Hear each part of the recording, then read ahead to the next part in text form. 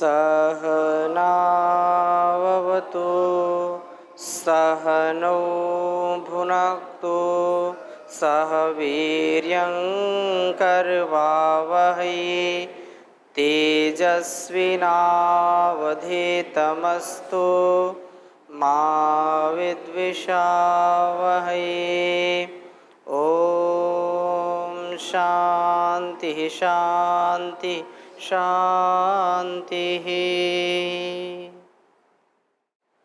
ईशोपनिषद का स्वाध्याय कर रहे हैं। उपनिषद सार में वेद विद्या है, वेद अनुकूल आचरण हमारा हो,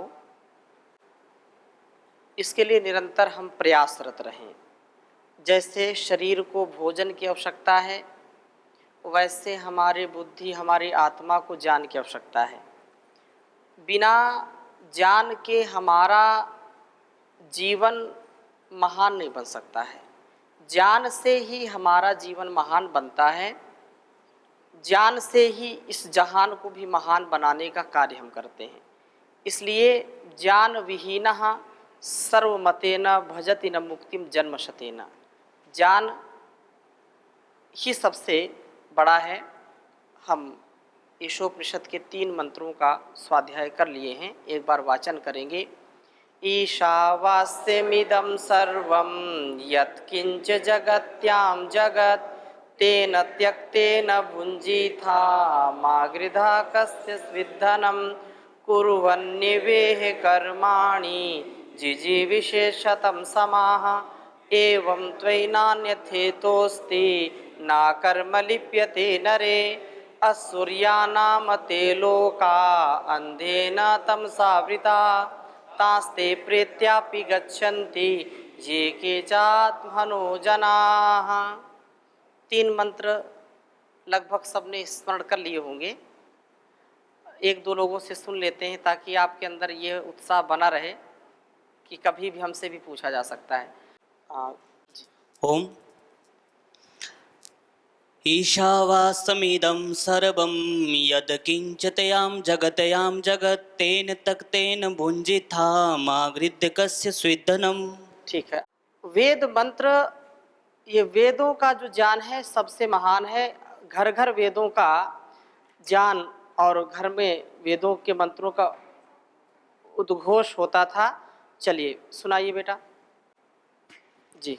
कुर्वन्नर्वे कर्माणि जिजीविषेशतं समाः तवे नान्यथेतोऽस्ति न कर्म लिप्यते नरे। बहुत सुंदर। और कौन याद किए हैं? ओम स्वामी जी। जी। ईशावास्यमिदं सर्वं यत्किंचित्यं जगत्यां जगत् तेन तक्तेन भुञ्जीथा मा गृह्य कस्य स्वेदनम्। ठीक। धावतो स्खलनम दोषाय न भवति। जब हम चलते हैं तो गिरते हैं। आरंभ में आप देखिए कि जब हम चलना आरंभ किए होंगे कितने बार गिरे होंगे, गिरे हैं कि नहीं? तो गिरने के डर से ऐसा कभी होता है क्या कि चलना कोई छोड़ दे?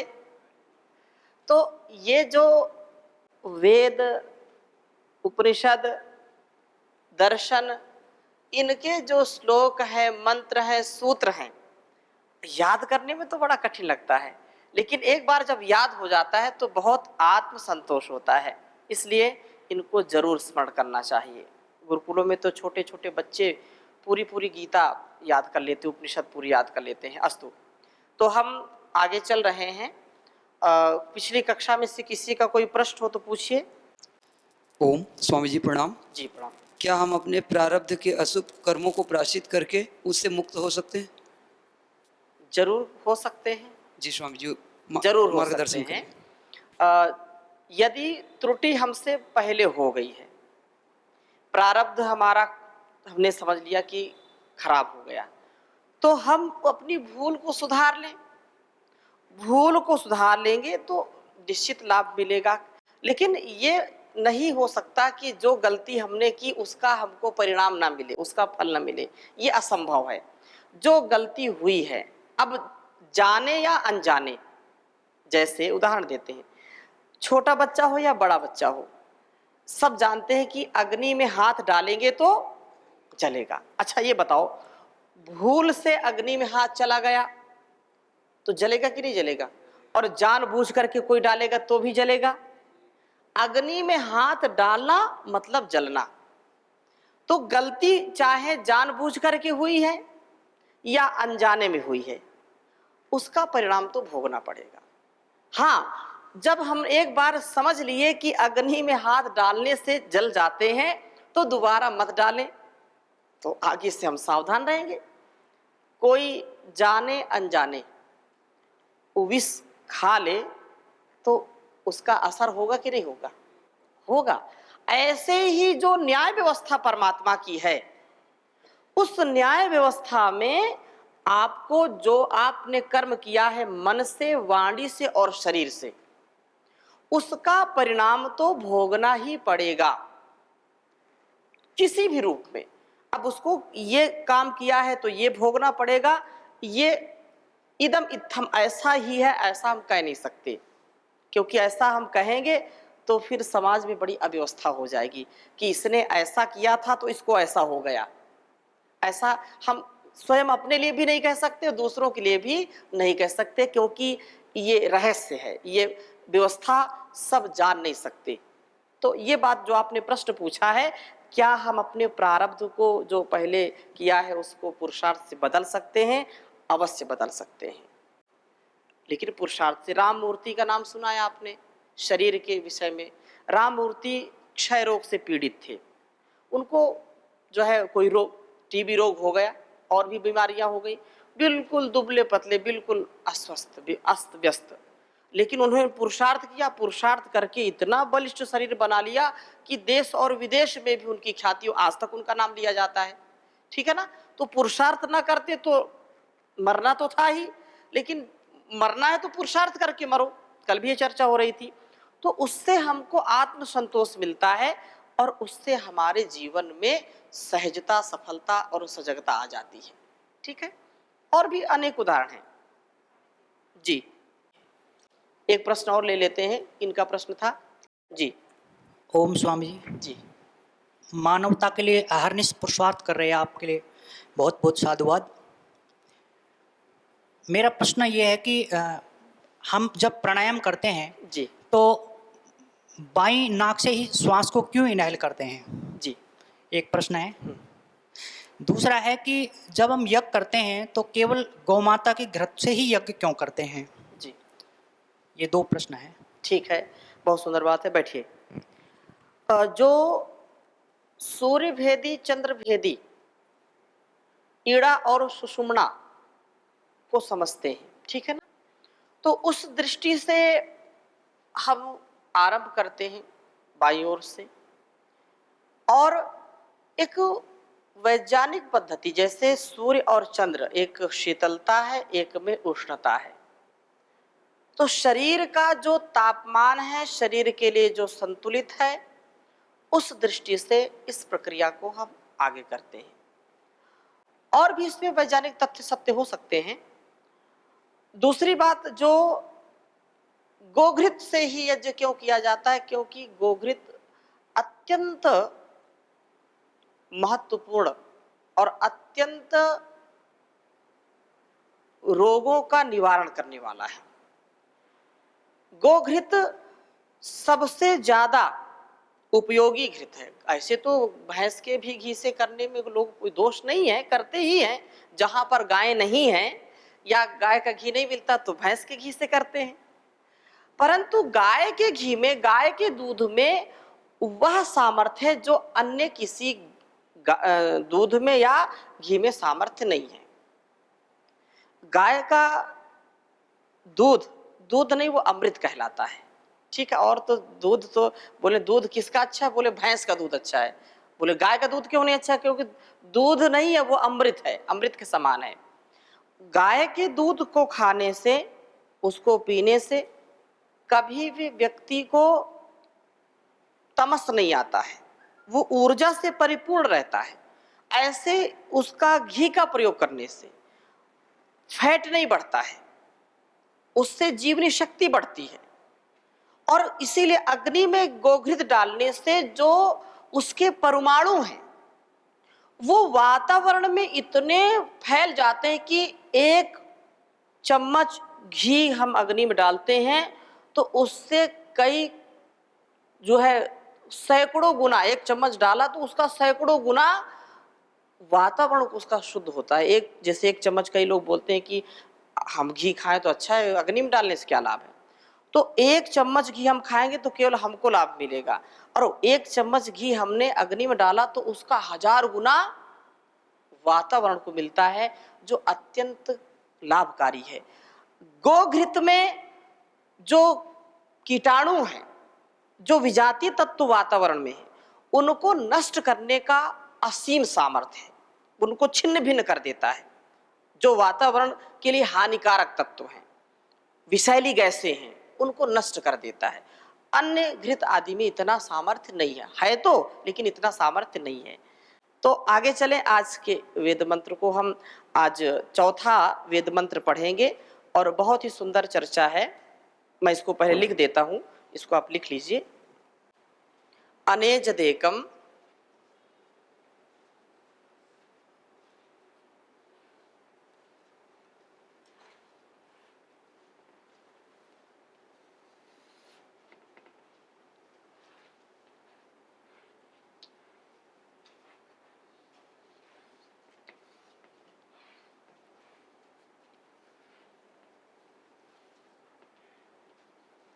अनेजदेकम मनसो जवीयो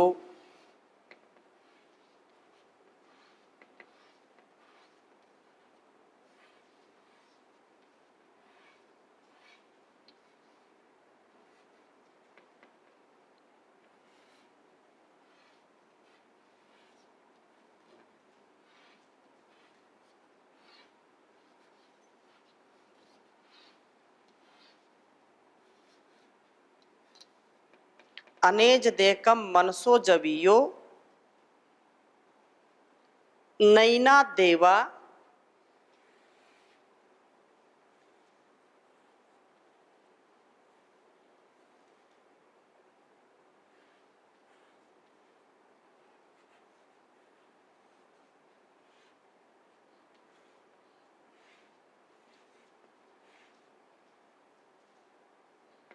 नैना देवा आपनुवन पूर्वमर्षत।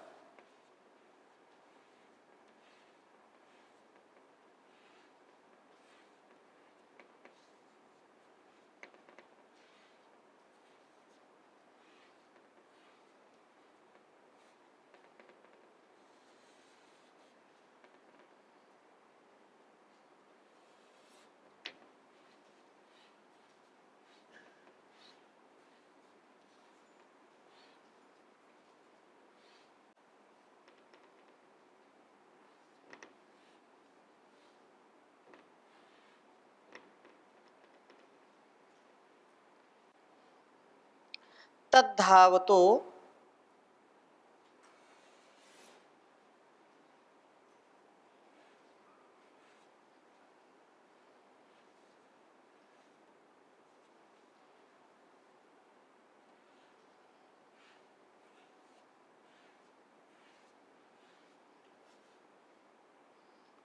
तद्धावतो अन्यान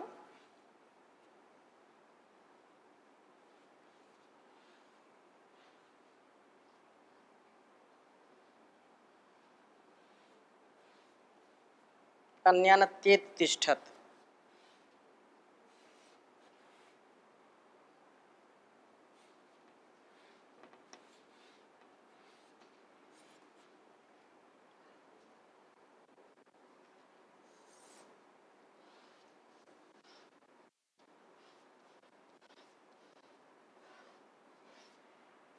तिष्ठत वो मातृश्वा दधाति।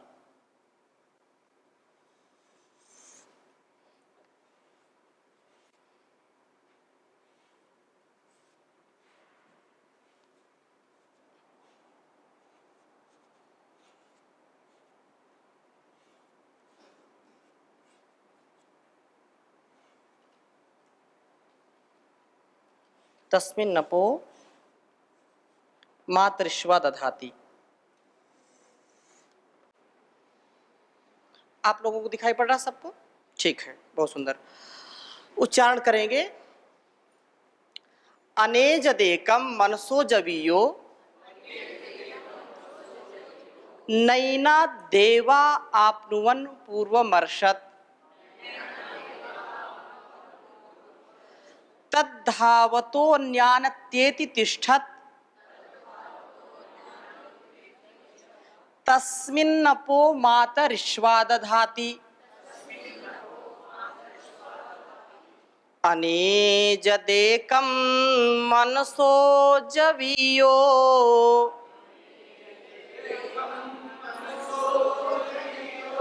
नैना देवा आपनुवन पूर्वमर्षत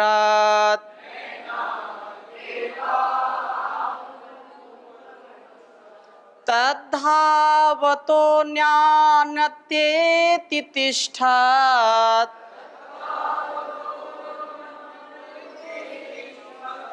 तस्मिन्नपो मातरिश्वा दधाति।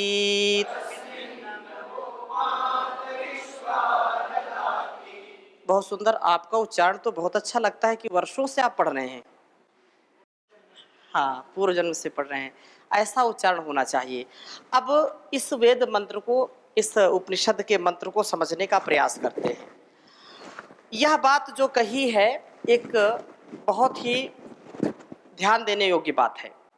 कहा कि अनेजदेकम मनसो जवीयो। अनेजत, न एजत अनेजत, एजरी कंपने धातु है, यहाँ कहा अनेजत मनसो जवीयो, अर्थात जो परमात्मा है, जो ईश्वर है, जिसको हम ईश्वर कहते हैं, परमात्मा कहते हैं, वह न चलता हुआ, एजत माने चलता हुआ और अनेजत माने न चलता हुआ, अनेजत एजत। मनसो जवीयो, वो कभी चलता नहीं लेकिन मन से भी अधिक गति वाला है, क्योंकि मन गतिमान है। मन बड़ा चंचल है। यहाँ हम बैठे हैं और पूरे देश, पूरी दुनिया को घूम करके एक क्षण में आ जाता है। आता है कि नहीं आता? आप यहाँ बैठे हैं, हजारों हजारों किलोमीटर दूर से आए हुए हैं, और मैं कहूँ कि अपने घर जाओ, अपने घर को देखो, आप एक क्षण में गए और आपने देख लिया। घर का नाम लेते ही पूरे घर का दृश्य आ गया कि नहीं? सुपर कंप्यूटर भी फेल है इसके आगे, है कि नहीं? कोई भी, अब उसमें तो क्या है, बटन दबाना पड़ेगा, इधर करना पड़ेगा, उधर करना पड़ेगा, वो जो है बूट होता है, सर्च करता है, लेकिन इसकी फीडिंग में कोई सर्चिंग नहीं, बस केवल नाम लेने की आवश्यकता है और तुरंत हम पहुंच जाते हैं, है कि नहीं? ये मन सबसे बड़ा गति वाला है, लेकिन मन से भी अधिक गति वाला कौन है? वो परमपिता परमेश्वर है। और कहा कि अनेजत एकम, एक ही है। ईश्वर क्या है? एक है, अनेक नहीं है। नाम उसके अनेक हैं, लेकिन परमात्मा एक है, एक ही है। और आप सैकड़ों स्थानों पर उपनिषद में देखेंगे परमात्मा के एकत्व की बात की है। लोग जो इधर उधर अनावश्यक भटकते रहते हैं, वो ठीक नहीं है। एक ही है, और वो गति न करता हुआ भी मन से भी ज्यादा गतिमान है, न चलता हुआ भी चलायमान है।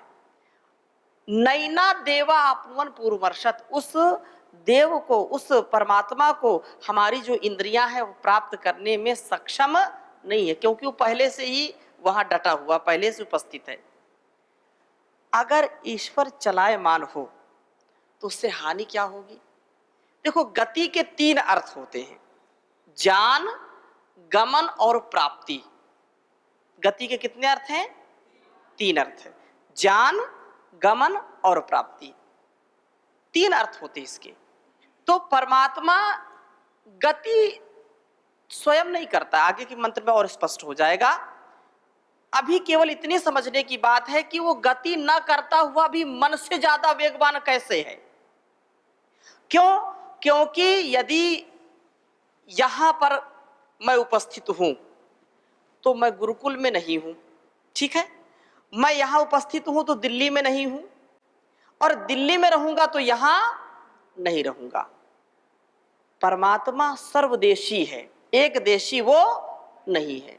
यदि परमात्मा गति करेगा तो भारत में रहेगा, अमेरिका की रक्षा कौन करेगा, अमेरिका में कौन व्यवस्था देखेगा। यदि धरती पर आ गया तो सूर्य और चंद्र आदि ग्रह नक्षत्र को कौन देखे, कौन चलाएगा।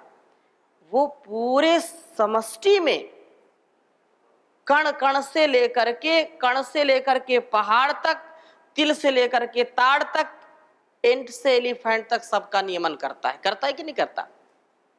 और वो गति करेगा तो फिर व्यवस्था बिगड़ जाएगी। इसलिए परमात्मा सब जगह विद्यमान है। मन हमारा वहां जाए उसके पहले विद्यमान है वो। इसलिए कहा कि मन से भी अधिक उसकी गति है। कहीं भी आप मन को लगाइए, किसी भी व्यक्ति में, किसी भी वस्तु में, किसी भी स्थान में, वो वहां पहले से ही है, क्योंकि उससे रहित तो कुछ है ही नहीं, और वो एक है, मन से भी अधिक वेगवान है। नैना देवा आपनुमन पूर्वमर्शत, ये हमारी जो इंद्रियां, इनको देव कहते हैं। क्या कहते हैं इनको? देव। जैसे आंख है तो देखने का काम करती है, इससे हम जो वस्तुएं हैं, रूप है, उसको देखते हैं कि नहीं, तो रूप का ज्ञान कराती है। कान शब्द का ज्ञान कराते हैं, नासिका गंध दुर्गंध का ज्ञान कराती है, रसना खट्टा मीठा चरपरा का ज्ञान कराती है, और त्वचा जो होती है वो हमको खुरदुरा और इस सब कोमलता का ज्ञान कराती कि नहीं कराए, ये ज्ञान देती, इसलिए उसको देव कहती। इंद्रियां हमारी 5 ज्ञान इंद्रियां क्या हैं? देव हैं। कोई भी वस्तु किसी भी प्रकार से परमात्मा वहां विद्यमान पहले ही, आंख वहां जाए उसके पहले ही वहां विद्यमान है। शब्द कानों तक पड़े उसके पहले विद्यमान है वो। रसना तक वो चीज पहुंचे उसके पहले रस के रूप में विद्यमान है। तो ये इंद्रियां उसको प्राप्त करने में सक्षम नहीं हैं। कहा तद्धावतो अन्यान्यत्यति तिष्ठत, वह परमपिता परमेश्वर इन दौड़ती हुई इंद्रियों को, ये चलायमान मन को, ये क्योंकि ये दौड़ रहे हैं, इंद्रियां हमारी बड़ी गतिमान हैं, बहिर्मुख बनी हैं, तो उस ये दौड़ती हुई भी उसको पा नहीं सकती। और वो तिष्ठत तद्धावतो अन्यान्य अत्येति तिष्ठत, परमात्मा स्थिर रहते रहते इन सबको पीछे कर देता है, पछाड़ देता है। वो गति नहीं करता, ये गति करती हैं, तो भी इन गतिमान इंद्रियों को वह बैठे बैठे ही पीछे कर देता है, तेती उनको पीछे कर देता है। काव्य के रूप में बात समझाई है, समझने की बात तो हमको समझ में आनी चाहिए, आ गई ना। तो अगली बात क्या है? तस्मिन् अपो मातरिश्वा दधाति, उस परमात्मा की व्यवस्था देखिए कि उस परमात्मा की व्यवस्था में, उसकी शक्ति में, ये जो मातरिश्वा है ये आपह दधाति, वायु में भी ऐसा सामर्थ्य आ जाता है कि ये जल को ग्रहण कर लेती, जल को स्थिर रखती, जल को धारण कर लेती है। कहने का आशय क्या है? जितना जल इस पृथ्वी पर है, जितना जल इस पृथ्वी पर है, उससे ज्यादा जल कहाँ है? आसमान में है, आकाश में है कि नहीं? अथाह जल राशि है, लेकिन कोई तालाब, कोई कुआं, कोई सागर आपको दिखाई पड़ता है क्या? किसी को है क्या? नहीं दिखाई पड़ता। लेकिन उस परमात्मा की व्यवस्था देखो कि कुछ भी दिखाई ना पड़ता हुआ कितना जल इन बादलों में होता है कि नहीं? ये कोई मनुष्य कर सकता है क्या? कर सकता है क्या? हमारे अंदर वायु है और हम कर्म करने के लिए तैयार हो जाते हैं, कर्म का सामर्थ्य आ जाता है। आत्मा के होने से, आत्मा का कोई रूप है क्या? कोई रंग है, कोई आकार है क्या?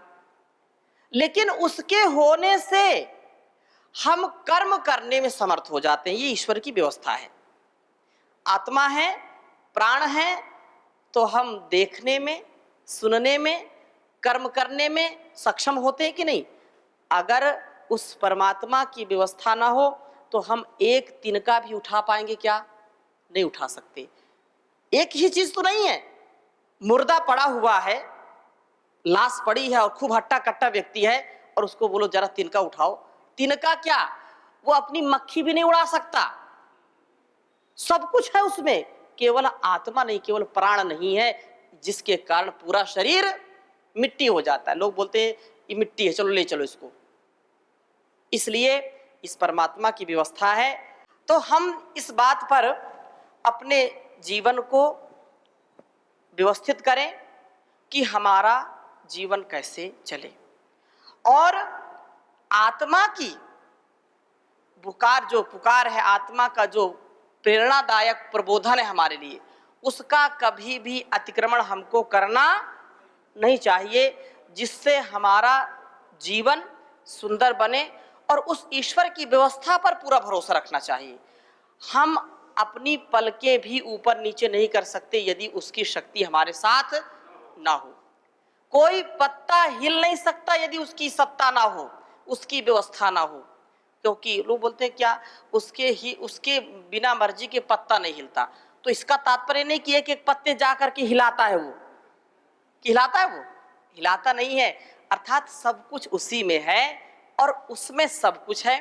तो इन्हीं शुभकामनाओं के साथ, शुभ भावनाओं के साथ आज की कक्षा को यहीं पर विराम देते हैं। शेष चर्चा अगली कक्षा में करेंगे।